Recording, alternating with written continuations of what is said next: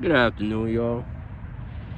It's kind of chilly outside today, but listen, man, if it's not raining or snowing, I need to get outside. I can't be inside all day, I'll go crazy. So, even though it's chilly and cloudy and overall kind of gloomy and glum outside, I'm still outside. Niggas is outside. But the topic of today, or two interrelated topics rather, and they might seem complex, but I'm going to try to break them down as simply as I can. First being the idea, concept, or what I just consider to be a falsehood, and that is of dichotomies. A dichotomy being two forces that oppose each other or are opposites. Good, bad, true, false, and you know, as human beings or beings having a human experience, besides the simultaneous blessing and curse of our consciousness, I feel like something that tends to plague us and cause us conflict more than anything is the idea of dichotomy. And again, two opposing forces. Now, I mentioned before the idea of thinking in black and white, thinking something is either or. And to be perfectly honest, I feel like the idea of two opposing forces is actually the most tragic aspect of humanity, of our perception and consciousness, that we view things this way, that things either have to be one way or another way, and our either unwillingness or inability to view things in a continuum or spectrum or meet in the middle, if you catch my drift. And in this universe, this reality, or a series of realities, there is no either or. Things are just a combination. Most things exist, and when I say a continuum, it's not even a straight linear line or path. It's more like a circle, where you start at one point, or don't really start, because a continuum is just that, it continues. But you go around and you might be at this point, but then you keep going and you end at this point and this point, and the lines, the invisible lines, or rather the non-existent lines, because nothing is a line, because nothing is linear, everything's occurring all at one time. It's all blurry, it's all interconnected, it's all interwoven. What's good can't be bad, what's bad can be good. Something could be good and bad at the same time. Something could be neither good nor bad. It's just everything is everything, bro. So, and I know that sounds convoluted and very just abstract and not a clear thought, but let me show you what I'm getting at. And this is the idea that no one is one thing. You might see a good person, what you perceive to be an ideal person, and you may idealize them to the point where you don't see the flaws.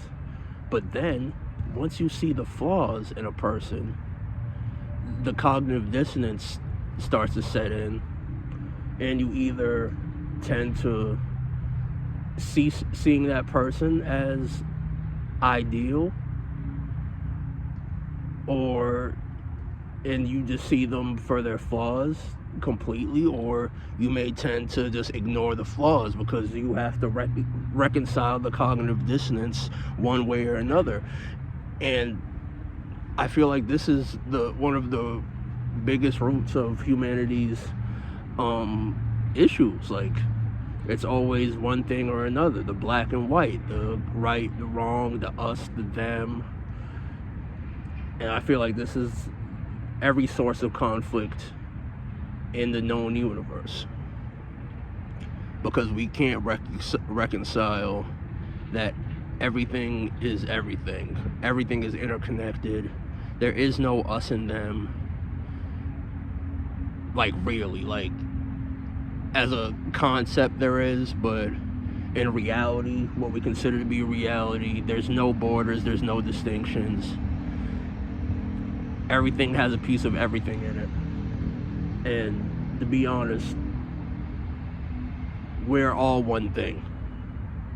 And we're all equal under God. That's the basic truth. And you can't have things just one way or another. That is not the nature of reality. So what that brings me into, as far as us having a human experience and not being dichotomous, is a concept, a psychological concept, partially philosophical and also partially spiritual, is the idea of the self, in particular our conscious self, our ideal self, our persona, what we show to the world, our mask almost, what we present to the world, what comes to the light, what we unveil.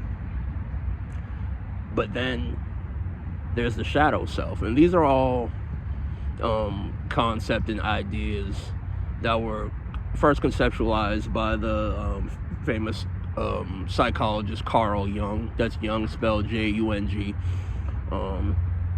Known as a psychologist, known to some as a mystic, others as an alchemist, others as even an occultist.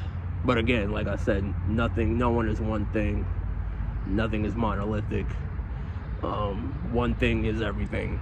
Everything is one thing. But anyway, the idea of a shadow self. Now, as we go through life, and you grow up in a specific society or culture, or simply your own view of yourself that you present to the world and you try to manifest in the world and show to the world and show to yourself, and through thine own will and the influence of society and just the way your life progresses, there's aspects of yourself that you feel the need or pressure to push down, to keep in the dark, to keep in a closet. Like the parts that you or society view as ugly. And you know, we all have the not even the choice. It's against our will a lot of times what we begin to see and internalize as not ideal, as ugly, as dark, and we repress them for whatever reason. So, like I said, you might view a person as kind, giving, virtuous, altruistic, and that's the face that they show to the world, but in their shadow they may be selfish, wrathful, lustful, violent. And because, again, there's the societal expectations and the expectations of yourself, and then you push these things deep down, and what happens is these are still part of yourself. These are still aspects of yourself, and they're just as real as what you decide to show to the world. And not to say the persona that you show to the world is not genuine, but it may or may not be, but the parts of yourself that you hide are just as, if not even more genuine than those aspects. So those parts that you hide, the wrath, the lust, the pride, the selfishness, the capacity for violence. And listen, you can only keep those things locked away for so long, and because they're not integrated, and that's a thing that I'm getting at, the integration of your shadow. They're not conscious parts of your personality that you've learned to utilize, that are that can be strengths or weaknesses depending on how they're utilized. They'll come out involuntarily, and you'll show a part of yourself that others haven't seen before. This is something I've struggled with, because I've always, not always, but for a large portion of my life, since I've been an adult, I've tried to portray myself or manifest in my reality a virtuous person, a righteous person, a person of empathy and caring and integrity. I am those things, but I'm also other things. I'm also angry, I'm also envious, I'm also violent, I'm also insecure, and everything is true, and they're not in opposition. And that's where the falsehood of dichotomy comes into play. These things all coexist and are intermingled and work together, whether you like it or not. So you could choose to either utilize them or not utilize them. Listen, you might not be a violent person, right? But let's say you're in a situation where you're being confronted by a violent person. This person could do harm to you. But do you say, well, because I'm not a violent person, I'm going to let this person do whatever they want to me? No, you're going to protect yourself and preserve yourself. And that side of you that you've tried to hide, it would be in your best interest to let that side out, no? The less compassionate side, the violence, the anger, and that's when those situations we may, as a society, as a culture, be like, oh yeah, well, that's permitted. But what about other situations? What about when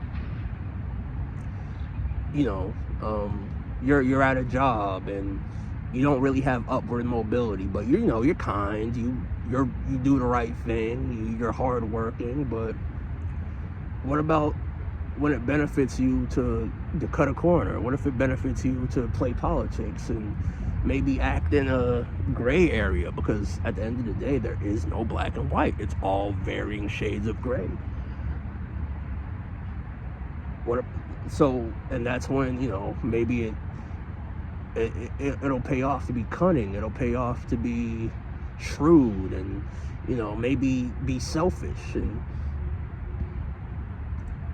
And again, things aren't either or. It's not right and wrong. Some things are clearly right, some things are clearly wrong. I could say that. There's certain things we all agree with, but the dichotomies, while they exist conceptually, don't really translate into real life. And when it comes to yourself, your persona, and when it comes to your shadow, once you integrate those and learn to reconcile them and let them work together, I think that's when you reach your higher self, your real ideal.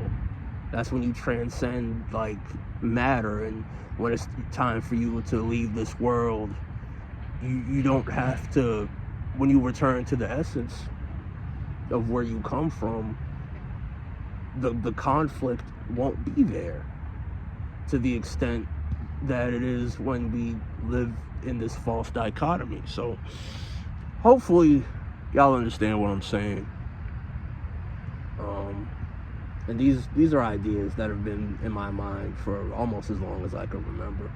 But I just want y'all to think, man. And listen, again, I'm not really positive that how I view things are the correct way, because again, dichotomies, what is correct, what is wrong, what's the reconciliation between the two. So I want to hear y'all chime in and give your opinions on this. And because again, this is not a monologue, this is a dialogue. I want to have conversation. I don't want to just teach. I want to learn. I want to grow. So, you know, feel free to leave a comment. Tell me what y'all think, how you view this. I know this is a very complex topic, and you know, it might not keep y'all attention, but you know, I don't give a fuck, man. The shit is interesting to me, and I know it'll interest some of y'all. So again, comment, like, subscribe, share my shit. I be forgetting to say that part. I always say the like, comment, subscribe part. Share my shit. I want as many people to see this and interact as possible, not just for the clout. I mean, the clout don't hurt, but shit, man. I want to grow. Never stop growing. So on that note, y'all, it's ass outside, but hopefully where you are, it's a little bit nicer. Go out, get some fresh air, try to get some sunlight, and as always, peace.